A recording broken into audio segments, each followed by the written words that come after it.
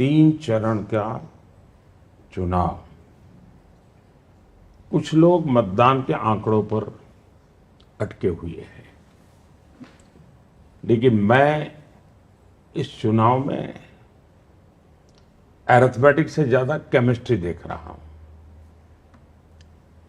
और ये केमिस्ट्री इतनी पावरफुल है, ये नतीजे बताएंगे। पहले चरण में मैंने कहा था कि विपक्ष पस्त हो चुका है। दूसरे चरण के बाद मैंने कहा था अब ये ध्वस्त हो चुका है। और तीसरे चरण में मैं कहता हूं कि अस्त हो चुका है और जनता जनार्दन भारतीय जनता पार्टी के प्रति आश्वस्त है। ये मैं इन तीनों में देख रहा हूं। 3 चरणों के प्रचार में मुझे कई रैली करने का मौका मिला, कई रोड शो करने का मौका मिला, मीडिया के मित्रों से भी छूट फूट बात होती रही।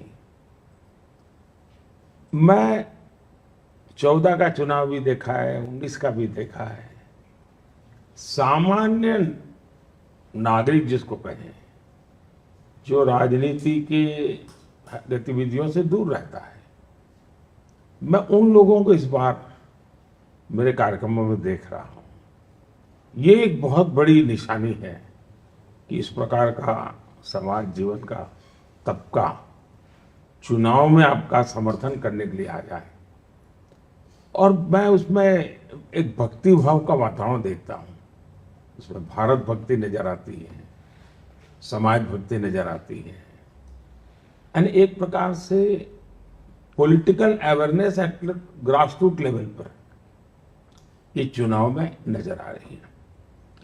मैं मानता हूं कि 2019 के भी रिकॉर्ड ये चुनाव तोड़ेगा, हर प्रकार से रिकॉर्ड तोड़ेगी। मतदान कम होने के बावजूद भी मेरा मत है कि विजय का जो एक प्रकार से मार्जिन का लेवल है वो भी काफी बढ़ेगा, ऐसा मुझे लगता है। और जहां तक विपक्ष का सवाल है, शायद एक तो उनका इंडी अलायंस चला ही नहीं, वो 2-4 रैली कर पाए और पहले दिन उन्होंने केरल में इंडी अलायंस में के खिलाफ, अपने लेफ्ट के खिलाफ खुद चुनाव खड़े हो गए कांग्रेस के नेता। तो अविश्वास बड़ा जबरदस्त है। सीट आखिर तक वो तय नहीं कर पाते हैं। अभी तक उनका कोई कैंपेन का कोई थीम नजर नहीं आता है। मोदी को गाली गलौज करना वो तो ठीक है, में होता रहता है। और मैं मानता हूं कि इस बार कांग्रेस पार्टी की स्थिति बहुत खराब होगी। ओवरऑल इंडिया अलायंस एक प्रकार से पूरी तरह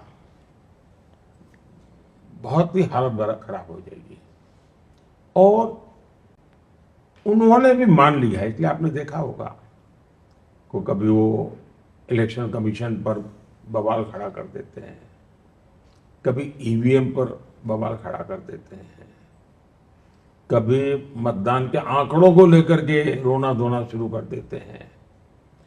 अब मुझे लगता है कि उनकी शक्ति इलेक्शन कैंपेन में जनता के पास मुद्दे लेकर के जाने के बजाय उनकी पूरी रिसर्च टीम इस बात में लगी है कि हारने के बाद ठिकरा किसके सर पर फोड़े, ईवीएम पर फोड़े, ईसी पर फोड़े या अपने साथियों पर फोड़े।